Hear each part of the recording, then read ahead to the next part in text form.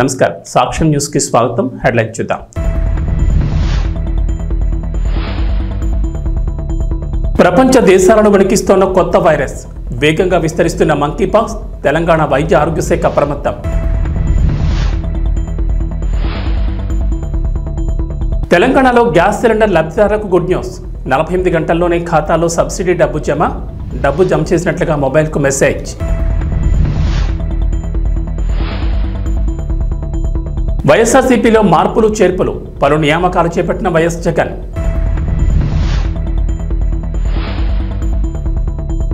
ఏపీలో మందుబాబులకు good news. త్వరలో జాతీయ అంతర్జాతీయ బ్రాండ్లు. అక్టోబర్ 1 నుంచి కొత్త మద్యం పాలసీ అమలు. కరోనా మహమ్మారి నుంచి ఇప్పుడిప్పుడే మానవాళి కోలుకుంటున్న నేపథ్యంలో మరో కొత్త వైరస్ వణికిస్తోంది. ఇప్పటికే ఆఫ్రికా దేశాల్లో శరవేగంగా ఈ కొత్త వైరస్ వ్యాపిస్తోంది. మిగతా దేశాలు కూడా అంతే వేగంగా విస్తరిస్తోంది. ఈ మంకీపాక్స్ పై అప్రమత్తమైన ప్రపంచ ఆరోగ్య సంస్థ గ్లోబల్ హెల్త్ ఎమర్జెన్సీని ప్రకటించిన విషయం తెలిసిందే. అయితే ఈ మంకీపాక్స్ వైరస్ మన దేశంలోకి రాకుండా అడ్డుకోవడమే లక్ష్యంగా ప్రధాని నరేంద్ర మోడీ కీలక ఆదేశాలు జారీ చేశారు. అన్ని రాష్ట్రాలకు కీలక సూచనలు చేశారు. ఈ క్రమంలోనే తెలంగాణ ప్రభుత్వం అలర్ట్ అయింది. ప్రపంచవ్యాప్తంగా అలజడి రేకెత్తిస్తున్న మంకీపాక్స్ కేసులపై తెలంగాణ వైద్య ఆరోగ్య శాఖ అప్రమత్తమైంది. ఒకవేళ ఈ వైరస్ రాష్ట్రంలో ప్రవేశిస్తే వైద్యం అందించేందుకు సర్వం సిద్ధంగా ఉండేలా ఏర్పాట్లు చేస్తోంది. ఈ క్రమంలోని గాంధీ ఆసుపత్రితో పాటు నల్లకుంట ఫీవర్ ఆసుపత్రిని కూడా వైద్య ఆరోగ్య శాఖ రెడీ చేసింది. ఈ ఆసుపత్రిలో ప్రత్యేక వార్డులు ఏర్పాటు చేసింది. గాంధీ ఆసుపత్రిలో 20 పడకలు కేటాయించగా ఇందులో పురుషులకు 10, మహిళలకు 10 బెడ్లు ఏర్పాటు చేసినట్లు వైద్యులు తెలిపారు. ఫీవర్ ఆసుపత్రిలో 6 పడకలు అందుబాటులోకి తీసుకొచ్చారు. ఇప్పటి వరకు మన దేశంలోకి మంకీపాక్స్ ఎంటర్ కాకపోయినా అప్రమత్తంగా ఉండడం అవసరమని వైద్యులు చెబుతున్నారు. తెలంగాణలోని గ్యాస్ సిలిండర్ వినియోగదారులకు కాంగ్రెస్ ప్రభుత్వం గుడ్ న్యూస్ వినిపించింది. ఇప్పటికే మహాలక్ష్మి పథకంలో భాగంగా 500 రూపాయలకే సబ్సిడీ గ్యాస్ సిలిండర్లు అందజేస్తోంది. అయితే 500 రూపాయలు మినహా వినియోగదారుడు ఏజెన్సీకి చెల్లించిన మిగతా మొత్తానికి వినియోగదారుని అకౌంట్లోకి 48 గంటల్లోనే జమ అయ్యేలా చర్యలు తీసుకోవాలని ఆయా ఏజెన్సీలకు ఆదేశాలు జారీ చేసింది. జమ చేయడమే కాకుండా చేసినట్లుగా మెసేజ్ కూడా పంపించాలని సూచించింది. తెలంగాణలోని గ్యాస్ సిలిండర్ల లబ్ధిదారులకు రేవంత్ రెడ్డి సర్కార్ శుభవార్త వినిపించింది. మహాలక్ష్మి పథకంలో భాగంగా 500 రూపాయలకే సబ్సిడీ గ్యాస్ సిలిండర్ హామీని అమలు చేస్తున్న విషయం తెలిసిందే. అయితే ఈ పథకంలో ముందుగా గ్యాస్ సిలిండర్కు పూర్తి నగదు చెల్లిస్తే ప్రభుత్వం సబ్సిడీ డబ్బులను లబ్ధిదారుల ఖాతాలో జమ చేస్తుంది. అయితే ఆ సబ్సిడీ పైసలు ఎప్పుడు పడతాయన్నది క్లారిటీ లేకపోవడంతో ప్రజల్లో ఆందోళన నెలకొంది. కొంతమంది నెలైన డబ్బులు ఖాతాలో పడకపోవడం, మరికొందరికి అసలు సబ్సిడీ డబ్బులే రాకపోవడంతో తాము అర్హులమా కాదా అన్న అనుమానాలు వ్యక్తమవుతున్నాయి. ఈ క్రమంలోని రేవంత్ రెడ్డి సర్కార్ కీలక నిర్ణయం తీసుకుంది. ఆంధ్రప్రదేశ్ ప్రభుత్వం కీలక నిర్ణయం తీసుకుంది. బీసీలకు మరోసారి చేయూతనివ్వాలని భావిస్తోంది. ఎన్నికల సమయంలో ఇచ్చిన హామీ మేరకు బీసీ కార్పొరేషన్ ద్వారా వెనుకబడిన తరగతుల వారికి జీవనోపాధి కల్పనకు స్వయం ఉపాధి రుణ పథకం అమలు చేయనుంది. ఈ మేరకు బీసీ సంక్షేమ శాఖ అధికారులు ప్రతిపాదన సిద్ధం చేయగా గతంలో 50% రాయితీతో గరిష్టంగా 2 లక్షల వరకు ఆర్థిక భరోసా ఇచ్చింది. ఇప్పుడు ప్రభుత్వం 5 లక్షలకు పెంచి 3 స్లాబుల్లో అందించాలని నిర్ణయం తీసుకున్నారు. అయితే ఈ రుణ పథకానికి సంబంధించి ప్రతి స్లాబ్లోనూ లబ్ధిదారులు తమ వాటాగా 10% చెల్లించాల్సి ఉంటుంది. రాష్ట్ర ప్రభుత్వం 40% రాయితీ ఇచ్చి మిగిలిన 50%ను బ్యాంకు నుంచి రుణంగా మంజూరు చేయిస్తారు. ఇలా ప్రతి ఏటా 1.25 లక్షల మంది బీసీలకు స్వయం ఉపాధి యూనిట్ల ఏర్పాటుకు చేయూత అందించాలని ప్రతిపాదనలున్నాయి. దీనికోసం లబ్ధిదారుని వాటా, ప్రభుత్వ రాయితీ, బ్యాంకు రుణం కలిపి ఏడాదికి 3,000 కోట్లు ఖర్చు కానున్నట్లు అధికారులు అంచనా వేస్తున్నారు. ఏపీలో రైలు ప్రయాణికుల్ని అధికారులు అలర్ట్ చేశారు. వచ్చే నెలలో పలు రైళ్లను పాక్షికంగా రద్దు చేసినట్టు తెలిపారు. అలాగే మరికొన్ని రైళ్లను దారి మళ్లించినట్లు ప్రకటించారు. విజయవాడ రైల్వే డివిజన్ పరిధిలో సాంకేతిక పనుల దృష్ట్యా ఈ నిర్ణయం తీసుకున్నట్లు చెప్పారు. వచ్చే నెల 2 నుంచి 29 వరకు మార్పులు అమల్లో ఉంటాయన్నారు. ప్రయాణికులు ఈ విషయాన్ని గమనించాలని సూచించారు రైల్వే అధికారులు. ఆంధ్రప్రదేశ్లో రైలు ప్రయాణికులకు ముఖ్యమైన గమనికని చెప్పారు. సెప్టెంబర్ 2వ తేదీ నుంచి 29 వరకు విజయవాడ డివిజన్లో పలు రైళ్లను పాక్షికంగా రద్దు చేశారు. కొన్ని రైళ్లు దారి మళ్లిస్తున్నారు. సాంకేతిక పనుల దృష్ట్యా ఈ నిర్ణయం తీసుకున్నట్లు విజయవాడ రైల్వే అధికారులు ఒక ప్రకటనలో తెలిపారు. మచిలీపట్నం విజయవాడ రామవరప్పాడు మధ్య పాక్షికంగా రద్దు చేశారు. అలాగే విజయవాడ మచిలీపట్నం, నర్సాపూర్ విజయవాడ మచిలీపట్నం విజయవాడ భీమవరం జంక్షన్, మచిలీపట్నం విజయవాడ నర్సాపూర్ రైళ్లను విజయవాడ రామవరప్పాడు మధ్య రద్దు చేశారు. వైఎస్ఆర్ కాంగ్రెస్ పార్టీకి సంబంధించి అధినేత వైఎస్ జగన్మోహన్ రెడ్డి పలు నియామకాలు చేపట్టారు. పార్టీ ప్రధాన కార్యదర్శులుగా మాజీ ఎమ్మెల్యే గడికోట శ్రీకాంత్ రెడ్డి, మాజీ ఎమ్మెల్సీ వేంపల్లి సతీష్ రెడ్డి, మాజీ ఎమ్మెల్యే చివరెడ్డి భాస్కర్ రెడ్డి నియమించారు. అలాగే కొన్ని అనుబంధ విభాగాలు కూడా నియామకాలు చేశారు. వైఎస్ఆర్సీపీ యువజన విభాగం అధ్యక్షుడిగా మాజీ ఎమ్మెల్యే చెక్కంపూడి రాజా నియమించారు. BCCL MLC Ramesh Yadav, SCCL మాజీ ఎమ్మెల్యే టీజీఆర్ సుధాకర్ బాబు, చేనేత విభాగం కంచి చిరంజీవి, విద్యార్థి విభాగం పానుగంటి చైతన్య నియమించారు. ఆంధ్రప్రదేశ్ ఎన్నికల్లో ఘోర ఓటమి తర్వాత వైఎస్ఆర్సీపీలో మార్పులకు శ్రీకారం చుట్టారు అధినేత వైఎస్ జగన్మోహన్ రెడ్డి. పార్టీలో కొన్ని మార్పులు చేర్పులు చేపట్టారు. పలువురికి కీలక బాధ్యతని అప్పగించారు. వైఎస్ఆర్సీపీ రాష్ట్ర ప్రధాన కార్యదర్శులుగా మాజీ ఎమ్మెల్యే గడికోట శ్రీకాంత్ రెడ్డి, మాజీ ఎమ్మెల్యే చెవిరెడ్డి భాస్కర్ రెడ్డి, మాజీ ఎమ్మెల్సీ వేంపల్లి సతీష్ రెడ్డిలను నియమించారు. ఈ ముగ్గురు నేతలకు రాష్ట్రంలో కొన్ని జిల్లాల్లో పార్టీని సమన్వయం చేసే బాధ్యతలు అప్పగించే ఆలోచనలో ఉన్నారు జగన్. ఏపీలో మందుబాబులకు మంత్రి కొల్లు రవీంద్ర శుభవార్త చెప్పారు. గత ప్రభుత్వ హయాంలో రాష్ట్రం నుంచి వెళ్లిపోయిన జాతీయ అంతర్జాతీయ మద్యం బ్రాండ్లను త్వరలో అందుబాటులోకి తీసుకొస్తామని ప్రకటించారు. మంత్రి రవీంద్ర అమరావతి సచివాలయంలో confederation of Indian alcoholic beverages కంపెనీలు, గ్రెయిన్ బేస్డ్ డిస్టిలరీస్ అసోసియేషన్ ప్రతినిధులతో సమావేశమయ్యారు. మంత్రి స్టిల్లరీలు, మద్యం బ్రాండ్ల కంపెనీలతో వేర్వేరుగా సమావేశాలు నిర్వహించారు. రాష్ట్రంలో వినియోగదారులు కోరుకునే బ్రాండ్లన్నీ అందుబాటులో ఉంచుతామని మంత్రి తెలిపారు.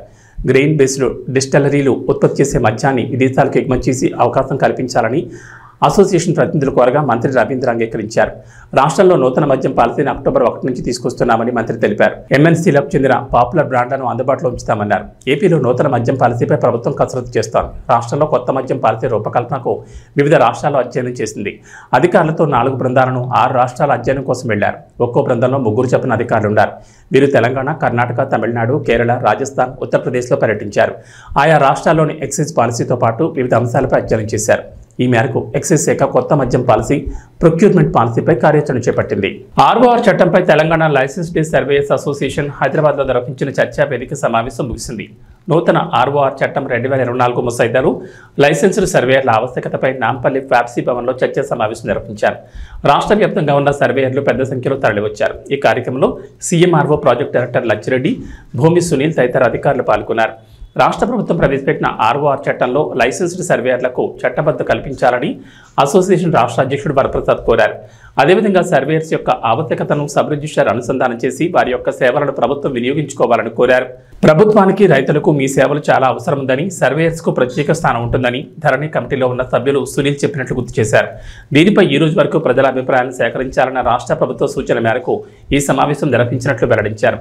ముఖ్యమంత్రి రేవంత్ రెడ్డి చేరే విధంగా తమ సమావేశం విజయవంతమైందన్నారు. అలాగే తమ డిమాండ్లను గుర్తించి ముఖ్యమంత్రి తమకు న్యాయం చేయాలని కోరారు. అదేవిధంగా సీఎంఆర్ఓ ప్రాజెక్ట్ డైరెక్టర్ లచ్చిరెడ్డి గారు, అదేవిధంగా తాలీం director principal and director Devadas sir గారు, అదే రిటైర్డ్ ఎంఆర్ఓ బాదాస్ సార్ గారు, అదే రిటైర్డ్ జేసీ గారు, అదేవిధంగా టీఎన్జిఎస్ మాజీ ఎక్స్ ప్రెసిడెంట్ గారు, అదేవిధంగా చాలా మంది ముఖ్య అతిథులు వేదికపైకి ఈరోజు రావడం జరిగింది. అయితే లైసెన్స్ సర్వేల యొక్క ప్రధానమైనటువంటి ఉద్దేశం ఏంటంటే నూతన ఆర్ఓఆర్ చట్టం లోపల లైసెన్స్ సర్వేలకు చట్టబద్ధత కల్పించాలి.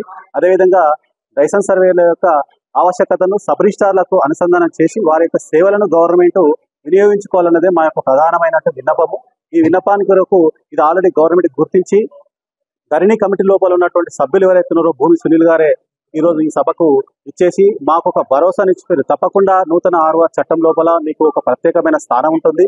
ప్రభుత్వానికి కానీ, ఇటు ప్రజలకు కానీ, రైతులకు కానీ మీ యొక్క సేవలు చాలా అవసరం ఉంది, ఆవశ్యకత ఉంది అని చెప్పేసి సభాముఖంగా చెప్పి వెళ్ళారు. అదేవిధంగా ఇక్కడికి వచ్చిన ప్రతి ఒక్క అతిథి మా యొక్క ఆవశ్యకతను గుర్తించి మా యొక్క గొప్పతనాన్ని ఈరోజు మీడియా ద్వారా కానీ సమాజంకి సమావేశం ద్వారా చెప్పిరారు.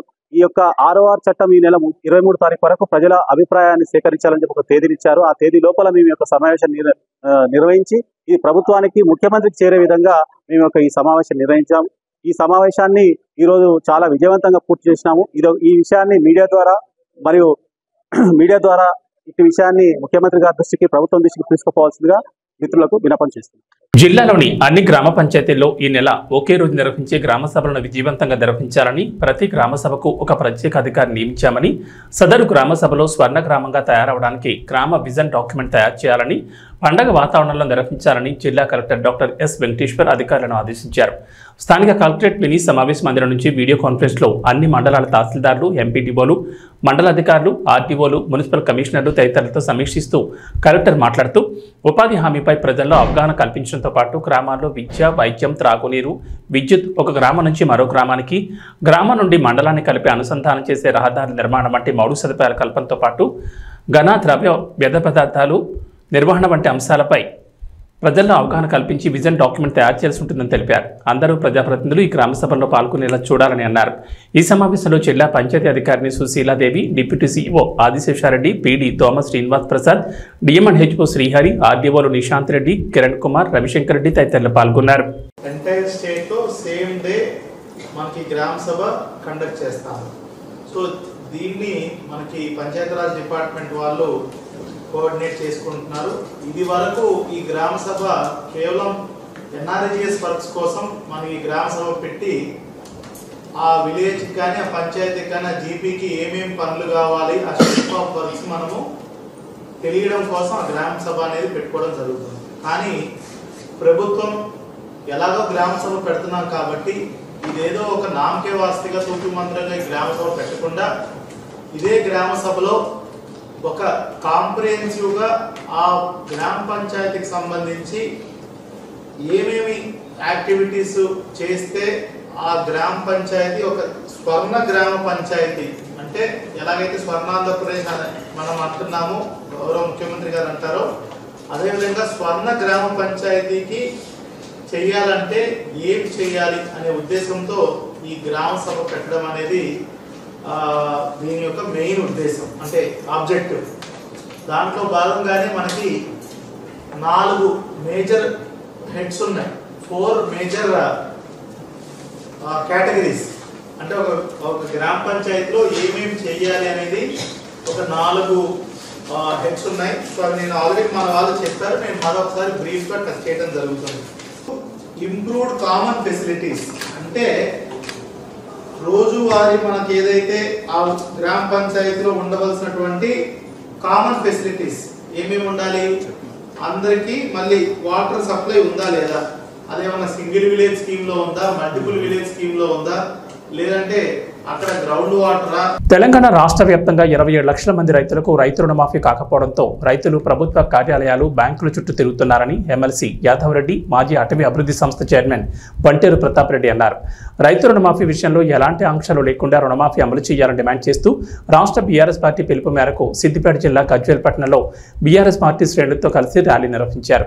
తెలంగాణ తల్లి విగ్రహానికి పాలాభిషేకం చేసి స్థానిక ఆర్డీఓ కార్యాలయం ముందు ధర్నా నిర్వహించారు. ఈ సందర్భంగా వారు మాట్లాడుతూ ప్రభుత్వం వచ్చిన వెంటనే రైతు రుణమాఫీ చేస్తామని అన్ని మతాల దేవుళ్లపై ప్రమాణం చేసిన సీఎం రేవంత్ రెడ్డి ఇప్పటి వరకు రైతు రుణమాఫీ, రైతు భరోసా, వరికి బోనస్ వంటి హామీలు నెరవేర్చలేదని ఆగ్రహం వ్యక్తం చేశారు. రైతు రుణమాఫీపై ఒక్కొక్క మంత్రి ఒక్కో విధంగా మాట్లాడడం విడ్డూరంగా ఉందని అన్నారు. రైతు వ్యతిరేక కాంగ్రెస్ ప్రభుత్వం మెడలు వంచి రుణమాఫీ చేసే విధంగా పోరాటం చేస్తామని గజ్వేల్లో భారీ బహిరంగ సభ నిర్వహించి రేవంత్ రెడ్డి ప్రభుత్వానికి బుద్ధి చెప్తామని హెచ్చరించారు. దయచేసి 2 లక్షల రుణమాఫీ చేస్తా. గతంలో కేసీఆర్ గారు మాఫీ చేసినటువంటి రైతులందరూ కూడా బ్యాంకులకు వెళ్ళండి, 2 లక్షలు తెచ్చుకోండి, నేను రుణమాఫీ చేస్తా అని చెప్పి అటు యాదాద్రి లక్ష్మీ నరసింహస్వామి పేరు మీద, మెదక్ క్రిస్టియన్ మీద, మన గజ్వేల్ మస్జిద్ మీద, మక్కా మస్జిద్ మీద ప్రమాణం చేసింది. ప్రభుత్వం వచ్చింది, 8 మాసాలు అవుతుంది, ఇప్పటి వరకు రైతుకు రుణమాఫీ కాలే, రైతుకు రైతు భరోసా రాలే, కూలీ రైతుకు భరోసా ఇవ్వలే, కౌలు రైతుకు భరోసా ఇవ్వలే, 24 గంటలు కరెంటు లేదు, 500 బోనస్ అస్సలే లేదు, రైతు పండించిన పంట కొనుగోలు చేయట్లేదు. రైతు వ్యతిరేకంగా పనిచేస్తున్నటువంటి ప్రభుత్వాన్ని మెడలు వంచైనా సరే ఇచ్చిన వాగ్దానాలని వెంటనే అమలు చేసే విధంగా ఇలా టీఆర్ఎస్ బీఆర్ఎస్ పార్టీ కేసీఆర్ గారి నాయకత్వంలో ముందుకు పోతా ఉన్నాం. రైతుల పక్షాన మేము నిలబడుతున్నాం. మీరు చెప్పినటువంటి 2 లక్షల రుణమాఫీ చేయండి. బ్యాంకర్స్ చెప్పిన 39,000 కోట్లు చేస్తే గాని అందరికీ రుణమాఫీ జరగదు. ఒకసారి 31,000 కోట్లు అంటారు, ఇంకోసారి 26,000 కోట్లు అంటారు, ఒకసారి 42 లక్షల మంది రైతులు అంటారు, ఒకసారి 22 లక్షల మంది రైతులు అంటారు. రైతుకు రుణమాఫీ చేసింది 17,000 కోట్లు అంటారు. మీకు ఇష్టం వచ్చినట్టు మీ మంత్రులు ఒక మాట, మీరు ఒక మాట, నోటికి వచ్చినట్లు మాట్లాడుతున్నారు. రైతులు బ్యాంకుల చుట్టూ తిరుగుతున్నారు, రైతు వేదిక చుట్టూ తిరుగుతున్నారు, అగ్రికల్చర్ ఆఫీసుల చుట్టూ తిరుగుతున్నారు. రైతులు ఎక్కడ పోవాలనో అర్థం కాని పరిస్థితి. రుణమాఫీ కాకుంటే ఎవరిని అడగాలో, ఎవడు బాధ్యుడో కూడా తెలియని పరిస్థితి ఉంది. కాబట్టి మేం ఇవాళ గజ్వేల్ నియోజకవర్గంలో ప్రతి గ్రామానికి కమిటీ చేస్తున్నాం, ప్రతి మండలానికి ఒక కమిటీ చేస్తున్నాం. రైతుల మొత్తాన్ని కూడా తీసుకొచ్చి గజ్వేల్లో గౌరవ కేసీఆర్ గారి నాయకత్వంలో, గౌరవ హరీష్ రావు గారి నాయకత్వంలో పెద్ద ఎత్తున బహిరంగ సభ ఏర్పాటు చేసి రైతుల్ని రుణాలు మాఫీ చేసే వారికి ప్రభుత్వం మెడలు వంచి ప్రభుత్వం యొక్క కథలనిచ్చే ముచ్చట లేకుండా చేసి తప్పకుండా రైతుల పక్షాన మేము నిలబడతాం. జై తెలంగాణ. మన రాష్ట్ర పార్టీ ప్రెసిడెంట్ కేటీఆర్ గారి పిలుపు మేరకు, మన హరీష్ రావు పిలుపు మేరకు ఈరోజు రైతుల కోసం ధర్నా చేయడం జరిగింది. ఏదైతే కాంగ్రెస్ ప్రభుత్వం ఎన్నికల ముందు ఏ హామీ ఇచ్చిందో ఏం షరతులు లేకుండా మొత్తం 2 లక్షల రూపాయలు రుణమాఫీ చేస్తామని చెప్పారు. కానీ ఈరోజు వాళ్ళు అది పచ్చి అబద్ధమని నిరూపించారు మరోసారి కాంగ్రెస్ ప్రభుత్వం. కావున మేమందరం వీడి నుంచి ఒకటే డిమాండ్ చేస్తున్నాం కాంగ్రెస్ ప్రభుత్వానికి, రేవంత్ రెడ్డి గారికి ఏం షరతులు లేకుండా మొత్తం ఉన్న రైతులకు అందరికీ 2 లక్షల రూపాయల రుణమాఫీ చేయాలని ఈ వేదిక ద్వారా తెలియజేస్తున్నాం. అనేక కోరికలు పెట్టుకుంటా, ఆధార్ నంబర్ సరిగా లేవు అనుకుంటా, అనేక రకాలు అనేక చిన్న సిల్లీ రీజన్స్ చెప్పుకుంటా ఈరోజు రైతులకు మీరు ఇబ్బంది పెడుతున్నారు. రైతులకు ఇబ్బంది పెట్టడం సరిదే కాదు. అప్పుడు మన కేసీఆర్ పాలన ఉన్నప్పుడు రైతులకు ఎటువంటి ఇబ్బంది పెట్టలే అప్పుడు మన కేసీఆర్ గారు. సో మేము ఒకటే రిక్వెస్ట్ చేస్తున్నాం, ఇక్కడ నుంచి మీరు ఏం షరతులు లేకుండా తక్షణమే మన రైతులకు రుణమాఫీ చేయాలని ఈ వేదిక ద్వారా తెలియజేస్తున్నాను. Thank you. సిద్దిపేట జిల్లా కేంద్రంలోని ఆర్డీఓ కార్యాలయం ముందు బీఆర్ఎస్ పార్టీ ఆధ్వర్యంలో ధర్నా చేపట్టారు. రైతులకు సంపూర్ణ రైతు రుణమాఫీ చేయాలని దీక్షా కార్యక్రమం నిర్వహించారు. ఈ సందర్భంగా బీఆర్ఎస్ నాయకులు మాట్లాడుతూ రాష్ట్ర పార్టీ పిలుపు మేరకు మాజీ మంత్రి సిద్దిపేట ఎమ్మెల్యే హరీష్ రావు ఆదేశాలతో సిద్దిపేట జిల్లా వ్యాప్తంగా సిద్దిపేట, నంగనూరు, చిన్నకోడూరు, నారాయణరావుపేట, దుబ్బాక, గజ్వేళ్లలో రైతు దీక్ష కార్యక్రమం చేపట్టామన్నారు. సీఎం రేవంత్ రెడ్డి ఎన్నికల ముందు ఇచ్చిన హామీ ప్రకారం రాష్ట్రంలో రైతులందరికీ ఎలాంటి ఆంక్షలు లేకుండా 2 లక్షల రుణమాఫీ చేయాలని డిమాండ్ చేశారు. రాష్ట్రంలో కేవలం 40% రైతులకు మాత్రమే రుణమాఫీ జరిగిందన్నారు. రైతు బంధు నిధులను నిలిపివేసి రుణమాఫీకి మళ్లించారని ఆరోపించారు. వెంటనే రైతులందరికీ రుణమాఫీ చేయాలన్నారు. ఈ ధర్నాలో రైతులు, బీఆర్ఎస్ పార్టీ ప్రజాప్రతినిధులు, పార్టీ నాయకులు, అన్ని గ్రామాల పార్టీ అధ్యక్షులు, సోషల్ మీడియా, యూత్, విద్యార్థి నాయకులు పలువురు పాల్గొన్నారు. నాకు 6 ఎకరాలు ఉన్నది, 12 ఎకరాలు ఉన్నది. 12 ఎకరాల కింద ఇప్పుడు 5 ఏళ్ళ కింద అప్పు తీసుకున్నా, 6-7 ఏళ్ళ కింద అప్పు తీసుకున్నా. అప్పు తీసుకుంటే మాపు అవుతుంది అన్నాడు. మాపు అవుతుంది అంటే మాపు అవుతలేదు. వీడికి 2 మట్ల పోయినా బ్యాంకు, మా అగ్రికల్చర్ ఆఫీస్కి కూడా పోయినా. మీ మేడం లేదన్నారు. మేడం లేదంటే మేడం తడికి పోతే 2,63,000 అప్పు ఉంది. నెలకు 2,63,000 అప్పు ఉంది. 2,63,000 కడితే నీకు 2 లక్షలు మాపు అవుతాయి అని చెప్పింది. అవి కాలే, ఇవి కాదు, ఇంకేవి కూడా కాలే. నా పేరు కనకయ్య, రాచకొండ కనకయ్య, ఎంత చనిపల్లె. రాష్ట్ర పార్టీ పిలుపు మేరకు గౌరవ శాసనసభ్యులు హరీష్ అన్న గారి ఆదేశం మేరకు ఇలా రైతు రుణమాఫీ ఎలాంటి షరతులు లేకుండా అమలు చేయాలని కోరుతూ రైతులమందరం ఇక్కడ ఆర్డీ ఆఫీస్ ముందు దీక్ష కార్యక్రమం చేపట్టడం జరిగింది. ఒకటే డిమాండ్ చేస్తున్నాం రేవంత్ రెడ్డి గారిని, మీరు ఎన్నికల్లో వాగ్దానం చేసినారు, వెంటనే పోయి బ్యాంకులో పోయి రుణాలు తెచ్చుకొని నా గవర్నమెంట్ వస్తుంది 9వ తారీఖు నాడు మీకు మొత్తం నేను రుణాలు మాఫీ చేస్తానని చెప్పినావు. ఇవాళ 2 లక్షల రుణమాఫీ చేస్తానని ఇలా 40% మందికి కూడా చేయలేదు, 17 కోట్లు మాత్రమే చేసినావు. ఇలా నువ్వు చేసిన డబ్బులు ఎక్కడి? రైతు బంధు అంటే రైతు భరోసా పైసలే ఇక్కడ డైవర్ట్ చేసి ఇలా రుణమాఫీగా ఇచ్చినావు. ఇలా 40% మంది రైతులకు మాత్రమే రుణమాఫీ జరిగింది. సంపూర్ణ రుణమాఫీ జరగాలి, ఎలాంటి షరతులు లేకుండా. ఇంకొక 61 కోట్లు అయితేనే నీ రుణమాఫీ మొత్తం పూర్తవుతుంది. కాబట్టి వెంటనే రుణమాఫీ చేయాలి రైతులందరికీ. అలాగే రైతు భరోసా కూడా ఇవాళ రైతులందరూ వరి నాట్లు వేసుకున్నారు. ఇలా మళ్ళా ఎరువులు వేసుకునే కాలం వచ్చింది. రైతులు పల్లెటూళ్ళలో చెప్పుకుంటారు, ఇలా మళ్ళా వెనకటి కాలం ముంగడొచ్చింది. మేము చంద్రశేఖరరావు గారిని అనవసరంగా పొరపాటున పొడగొట్టుకున్నాం. చంద్రశేఖరరావు పోతానని తెలియదు మాకు. స్థానిక నాయకుల యొక్క కోపం మీద ఇలా ప్రభుత్వాన్ని కింది మీద చేసుకున్నాం. ఇలా మా బతుకు ఆగమైంది. ఇలా మేము మళ్ళా సాహుకారుల దగ్గర పోయి మళ్ళా మిత్తిలకు బతిలాడి తెచ్చుకునే కాలం వచ్చిందని ఇలా రైతులు బాధపడుతున్నారు.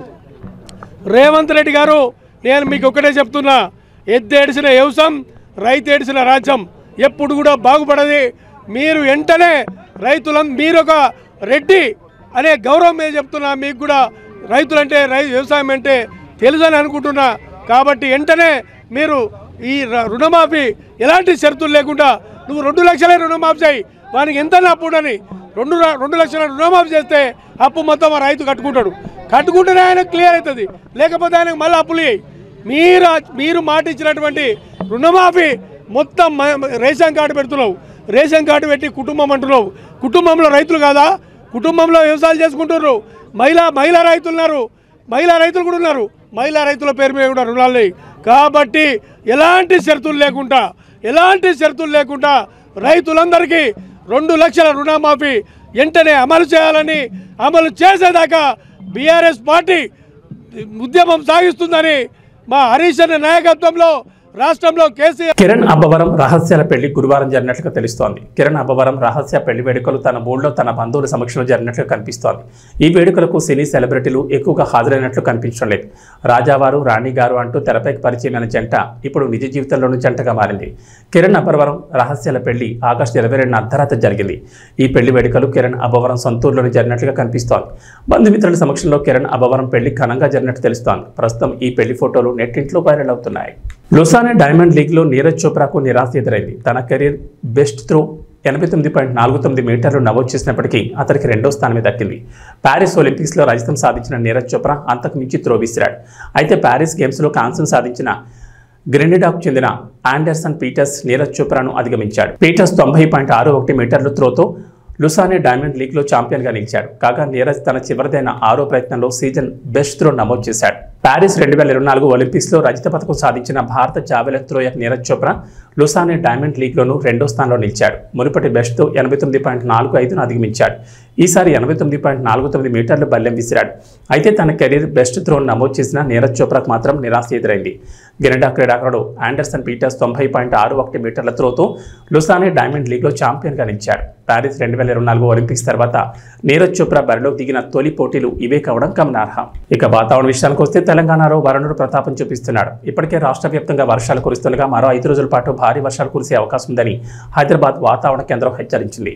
పలు జిల్లాల్లో ఉరుములు మెరుపులతో కూడిన భారీ వర్షాలు కురుస్తాయని అంచనా వేసింది. ఈ మేరకు ఆయా జిల్లాలకు ఎల్లో అలర్ట్ కూడా జారీ చేసింది. ఆదిలాబాద్, కొమరంభీం, ఆసిఫాబాద్, మంచిర్యాల, నిర్మల్, నిజామాబాద్, కామారెడ్డి, జగిత్యాల, భద్రాద్రి కొత్తగూడెం, ఖమ్మం, మెదక్, ములుగు జిల్లాల్లో అక్కడక్కడ భారీ వర్షాలు కురిసే అవకాశం ఉందని వాతావరణ శాఖ తెలిపింది. ఉరుములు మెరుపులతో కూడిన భారీ వర్షాలు కురుస్తాయని పేర్కొంది.